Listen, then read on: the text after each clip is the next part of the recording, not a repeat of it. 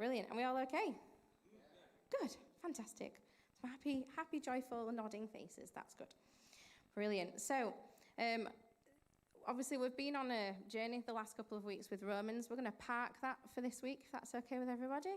It is Mother's Day, and I feel that God has given me a message for you all. It's not just for the women, guys, so please don't think that this is your opportunity to fall asleep, because it is not.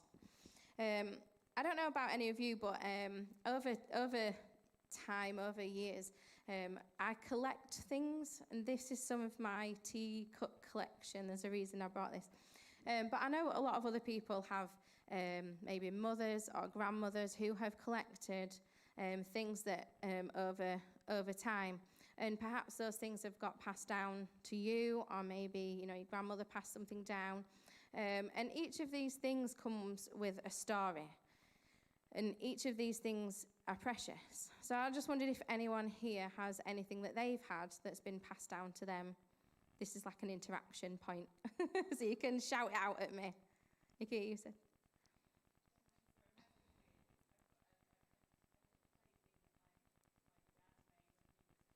Yeah. An ugly ornament, but it's important because it's a family. That's it. That's amazing. Yeah, that's lovely. I'm sure they'll be really grateful. Has anybody else got anything that's been passed down? Penny? I love it. Everybody's is hideous.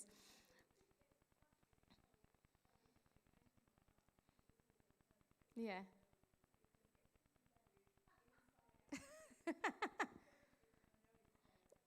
That's brilliant. So we've got a hideous ornament. We've got a hideous Christmas decoration. I hope this is going to get better. Has anybody else got anything? Nick?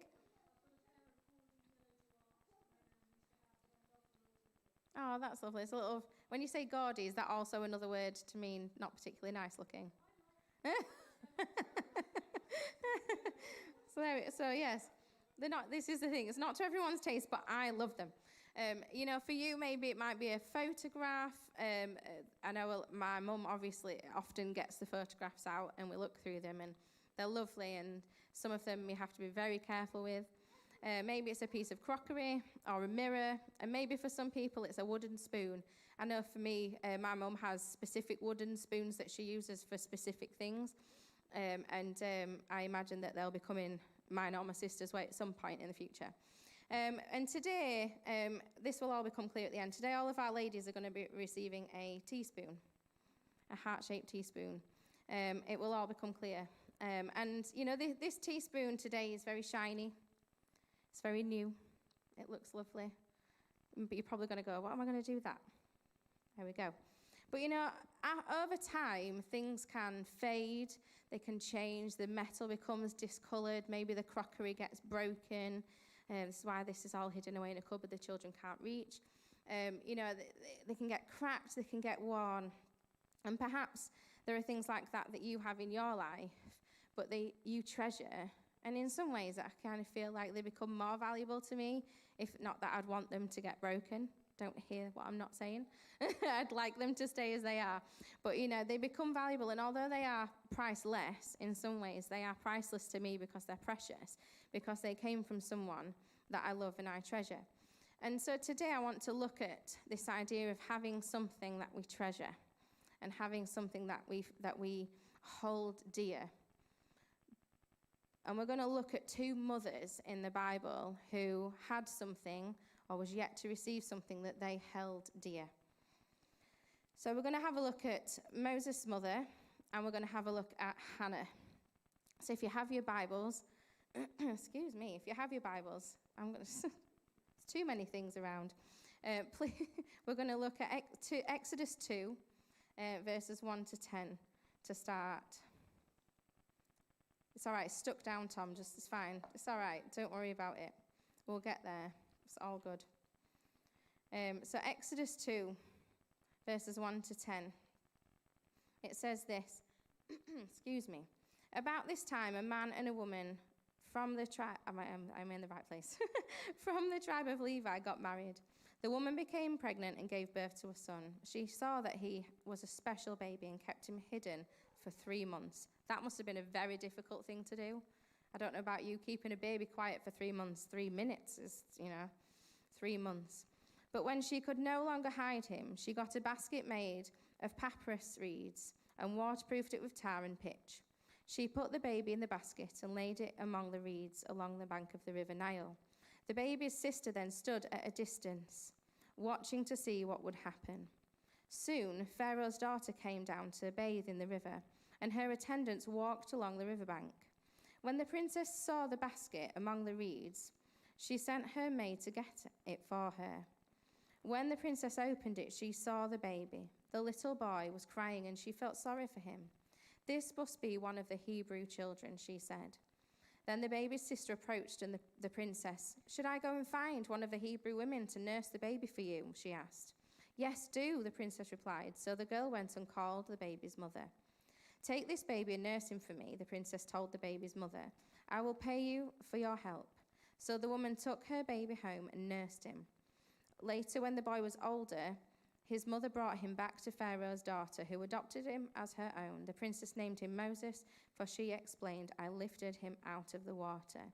So let's just put a bit of context to this story. I know many of you will know it, but let's just put some context here. So previous to this, we've got the people of Israel in Egypt, and they are slaves in Egypt. And the Pharaoh has made this decree, this law that and spoke to the midwives of the time, and he said that if any of the Hebrew women were to give birth to a son, the midwives were to kill the baby. Now, I just can't imagine how that must have felt for them. But this mother decided that this wasn't going to happen. Now, I can't imagine how that would have gone for her. She must have given birth to the baby in as much silence as possible, which for most women here who've had children will know that that's not really possible. So she must have gone through an awful lot. And she probably gave birth to that baby alone. A very, very difficult task. Thanks. On both scores. But then she had to protect him. And then she had to let him go. She had to let him go out of fear because of what she thought would happen if it was to be found that she had kept that baby. And so we see the princess acting out of compassion. She obviously knew that this baby belonged to a Hebrew woman. He didn't look like the Egyptian babies. He would have looked like a Hebrew baby. And so she knew that really what has happened here with this baby boy should not have happened, but she responded in compassion. And I just love that.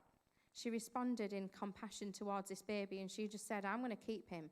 And it said here that Moses' mother knew that he was a special baby. Now, we all think our babies are special, don't we? But the fact that she said, "I can see that this baby is special," so she hid him away.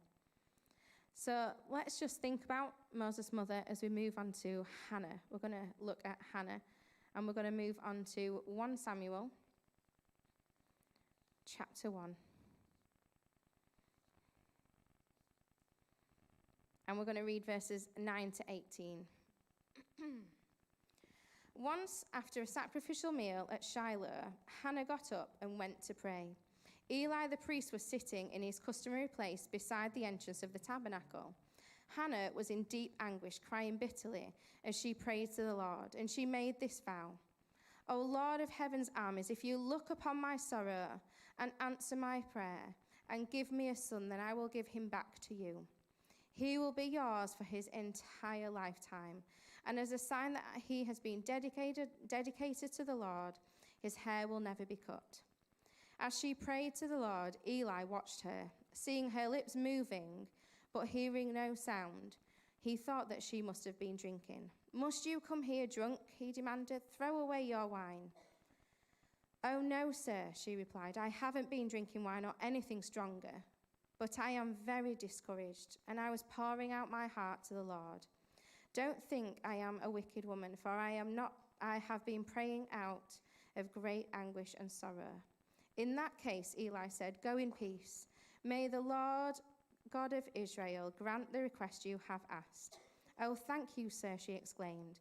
Then she went back and began to eat again, as she was no longer sad. So here we have Hannah. She is the she is one of two wives to a man called Elkanah. And the other wife has had children, but Hannah has not been blessed with children thus far. And every year the family go to the temple to worship. This was a regular thing that they did. And this one evening, Hannah took herself off. She'd had enough. And she prayed out of desperation. Now, have any of you ever prayed out of desperation in those sorts of situations? Maybe not that situation, maybe a similar situation. I know I have once prayed out of desperation and can relate to Hannah in that moment. But she's praying, and Eli the priest sees her, and it says that her lips weren't moving, but she was praying. And it says that she's pouring out her heart to the Lord. She's pouring out her heart. Let's just dwell on that moment. You know, I don't know if any of you can ever relate to that, whether you've had a moment where you've cried out and you've poured out your heart to God. You know, sometimes our cries are inward, like with Hannah. You know, she's crying on the inside. Her lips are moving, there's no sound coming out, but she's pouring out her heart to God and asking for the one thing that she does not yet possess, which she wishes to have in her life. You know, and sometimes we can be outward and exposed with our crying out, and sometimes we can be silent through our tears. And I know for, like myself and Olivier, we're kind of like the leaders of the emotional club. I've been challenged about this for many years, because for some people, that's just not who they are, and that's just not what they do, and that's fine. But for me, that is who I am, and that is who God has made me to be. And so I saw this video on Instagram. I don't know how many people are on Instagram, but they have reels and videos that people put on. And I watched this video recently, and it really helped me to understand why the cry of my heart brings out emotion. And I don't know whether this will help anyone else. But the lady was talking about how her and her husband had been out for dinner, and the grandparents were looking after the children. When they got back, it was quite late. The children should probably have been in bed, but they weren't. They were jumping up and down on the bed with their grandparents and having a whale of a time. And sounded like they were having great fun. And then the mum said they walked in, she opened the door, and she said, "Hi, everybody, we're home." And in an instant, the children's expressions, their persona, everything changed. And I know many of us can probably relate to that with children, that the moment we walk through the door, it's like they become gremlins, isn't it? But actually, the thing that she was explaining, which really helped me to understand, that actually the children responded to the parents because they had been holding in this emotion of, I'm tired, I really should be in bed right now, I've probably got school in the morning, I need to go to bed, I'm actually really exhausted. Because they were having a great time with their grandparents, but the moment their parents walk in, the safe place arrives. The place that they feel that they can be themselves, the place that they feel that they can be open and vulnerable, arrived in the room. And that really opened something up for me. And so I'm gonna stop apologizing for being emotional. Because God is my safe place. He's the place that I can feel myself. And you know, me and Aunt are really good at hiding how things can be, with Amy especially. We're really good at hiding it, and we make it look really easy. But I can tell you that sometimes when I've come to church, I've fought 3 or 4 battles before I've got here. And I'm not saying this because I want you to feel sorry for me, and I want you to pity me. But what I want you to realize, church, is that God is a safe place. And then when we come together and God is here, it is a safe place. And so when I come and I cry, it's because I'm safe. And when Hannah was crying out to God, she was in his presence. She was in the temple and she was safe. She was in a safe place. And so when I'm stood at the front, guys, and you're probably looking at me thinking, what is she doing? And I'm praising and I'm worshiping because I want to raise my hands because he is my Father. And just as a child raises their hands to the mother or father to be lifted, I want to be lifted. And as I worship, I'm lifting my praise, and he's lifting me. So I'm not going to apologize anymore for being emotional. There we go. So not long after this moment with Hannah, God granted the thing that she did not yet possess. He granted her a son, and his name was Samuel. And during the early part of his life, she was able to bring him up. But she had made a promise to God that when he was old enough, he would be returned to his presence in the temple. So Hannah had to let go of the thing that she did not yet possess, take hold of the thing that she then possessed, and let it go again. She had to let go twice, because when she left the temple, she didn't know how long it would be before God would answer her prayer. She didn't even know if God would answer her prayer, although Eli had said. She went away no longer sad because she knew God had heard her cry. And both of these mothers, both Moses' mother and Hannah, they received the precious gift, or received the gift that they didn't have yet, because Hannah didn't have it yet, but they both had to let it go. And it was a sacrifice. They had to sacrifice the thing that they held most dear. And they had to trust.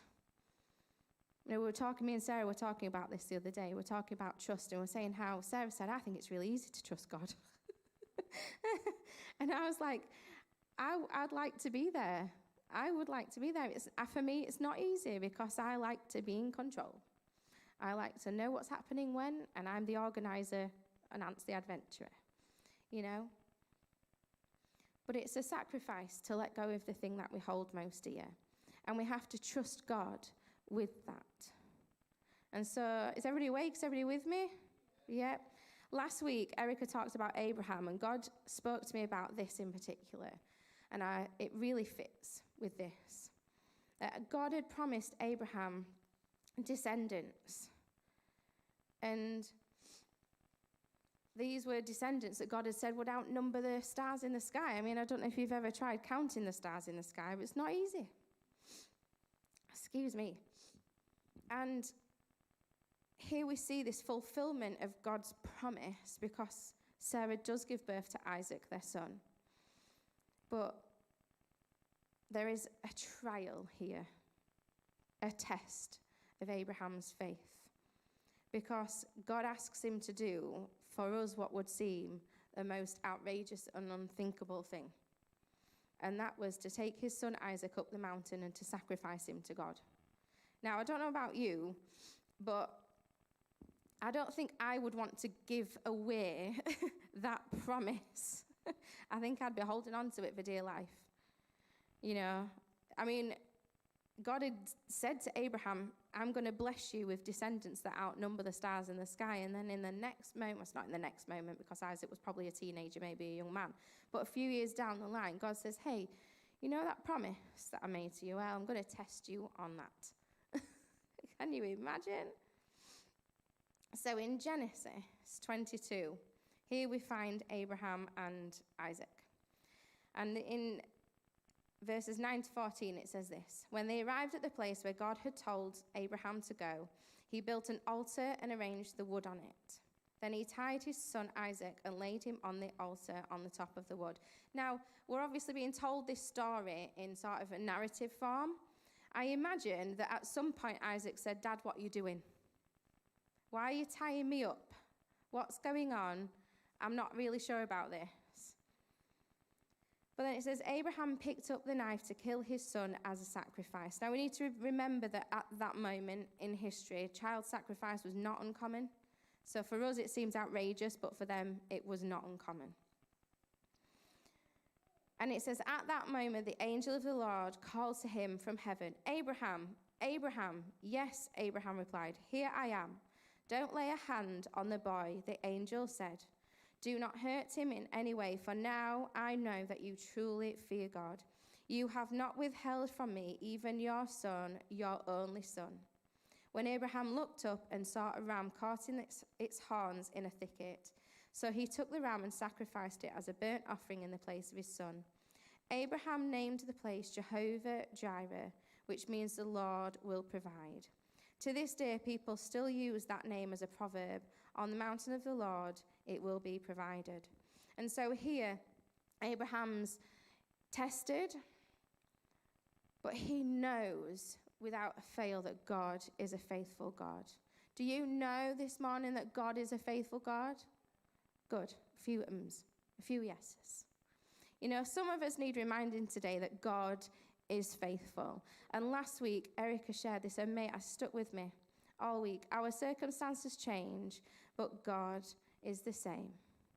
Yesterday, today, and forever, and ever, and ever, and ever, and however many evers you want to go on. He is faithful. Just grasp that this morning. He is faithful. And so if you're taking notes, if you haven't already written anything down, just a few points to quickly go through this morning. We need to let go in order to grow. Moses' mother let go out of fear because she was fearful of what would happen to her and what would happen to her family and what would happen to her children if she did not let this boy go. She had no idea what was going to happen to him.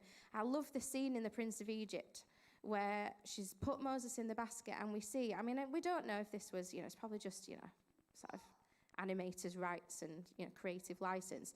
But, we see the basket going in and out of the boats and in and out of the waves. And, we don't know what happened as she placed Moses in the basket in the water. And in the actions his mother took, Moses was given the chance to grow and become a mighty man of God. And so we need to let go in order to grow in our faith and in our purpose. In letting him go, she was given the task of then looking after him. So she let him go, not knowing what's going to happen, but God blessed her trust in him by giving her then the chance, the ability to be able to raise him anyway. The next thing, if you're writing it down, God will do something great with what we give. Hannah let go out of desperation for the thing that she most longed for. And what we see with both mothers is this sacrifice of giving the most precious thing that they had.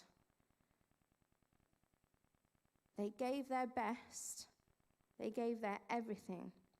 And God brought something good out of their sacrifice.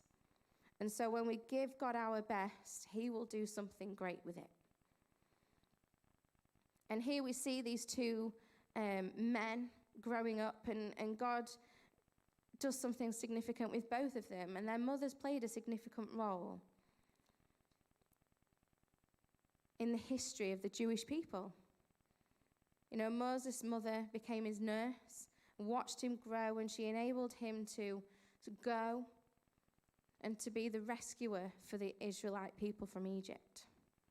Now we see Jesus reflected in that, Jesus rescuing us and bringing us freedom.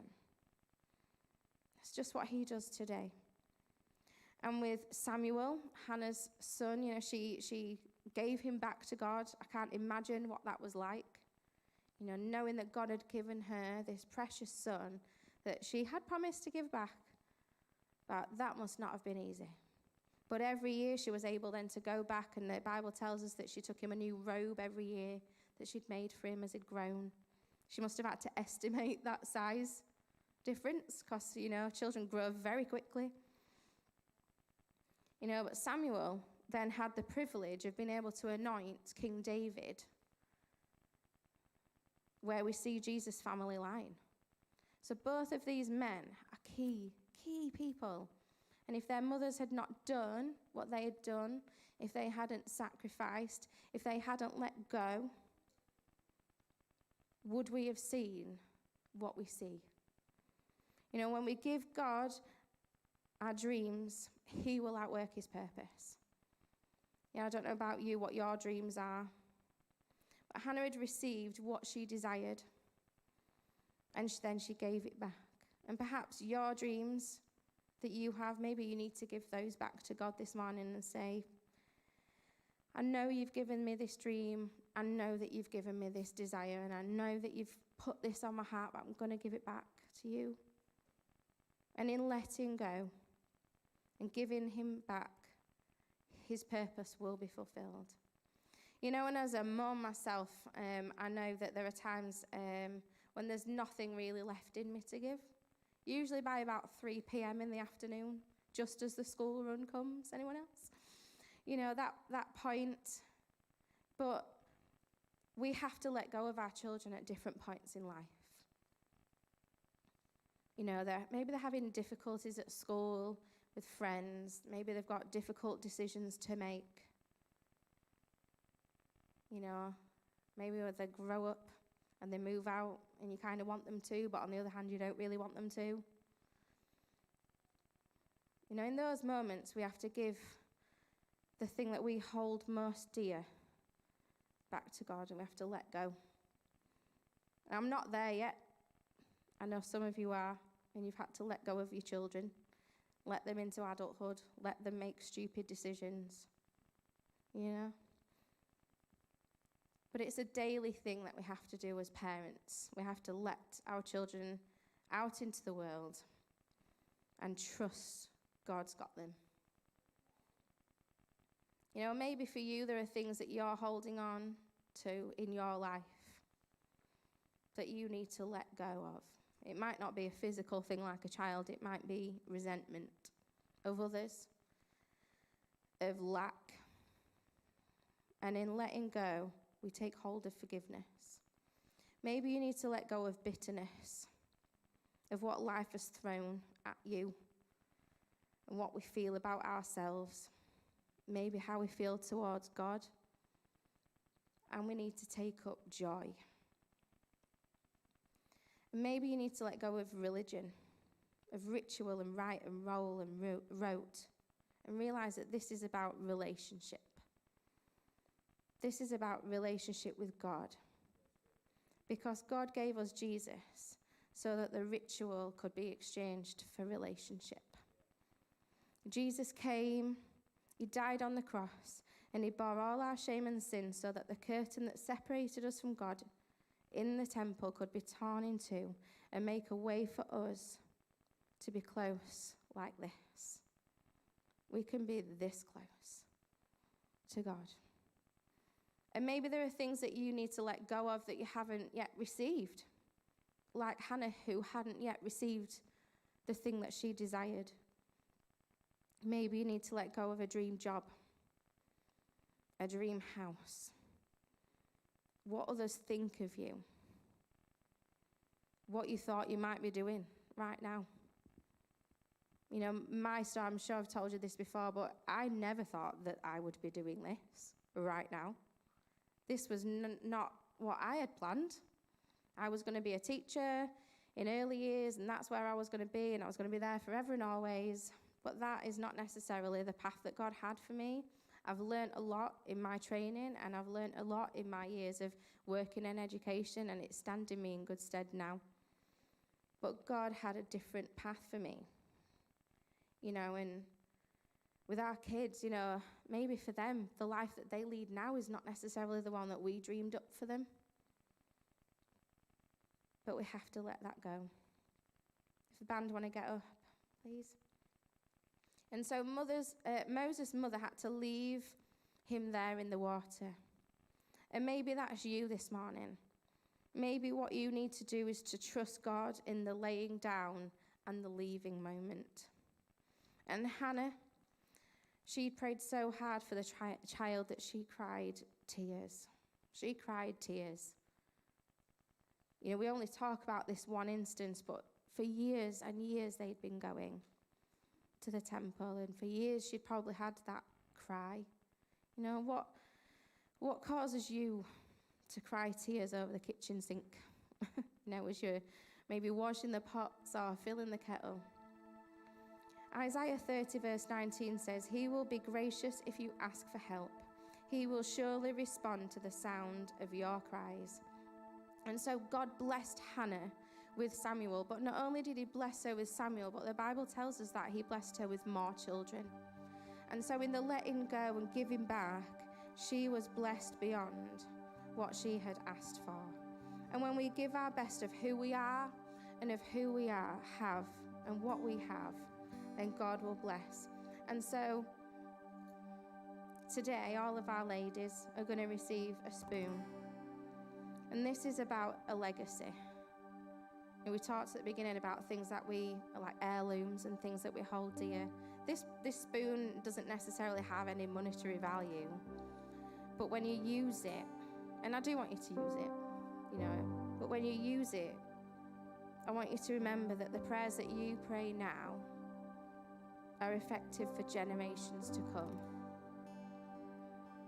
That what we give to God now can be a stepping stone for somebody else's future.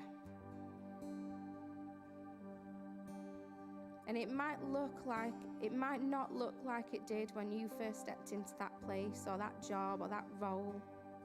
But just as the metal changes over time and life changes and there are twists and turns, we have to trust those things to God. And right now, here in this moment, we need to lay down our best before Him. Because He gave His best for you and me. He gave His best when He gave us Jesus. And on this spoon, there's a label, and it's taken from the verse from Genesis 22. It says, Jehovah Jireh, the Lord will provide. And this is a reminder that God heard the heart cry of the mothers that we talked about this morning. He took care of baby Moses as his mother let go. And He took care of the gift that Hannah had not yet received. He cares for you. He cares for you. And so when you take this spoon today, ladies, or guys, if you want to take one home for your mum or somebody else who's special in your life, and as you take it and use it, stir your tea bag or your milk in your coffee, I want you to remember that when we let go of the thing that we hold most dear and give it to God and trust Him, that He will bless it. Do you believe that He will bless it? Let's say He will bless it. He will bless it. So we're going to stand together and we're going to sing. Stand, you can stand. And we're going to sing, and just take this time, just take this moment just to align your heart with God. And just if there's anything that you need to let go of, I don't need to know what that is. That's between you and God. Let's just take this moment as we sing and as we worship, just to align our hearts with God this morning, and just let go of the thing that you need to let go of. Maybe it is your children. Maybe it is some of the other things that we've talked about. Just let go.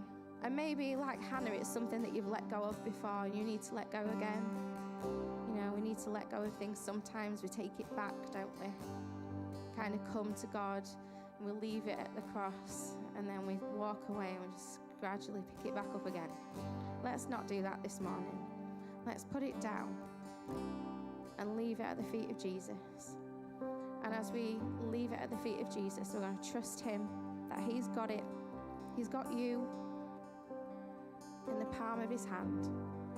And He loves you, and He cares for you. He cares about you. He cares about your children. He cares about your future.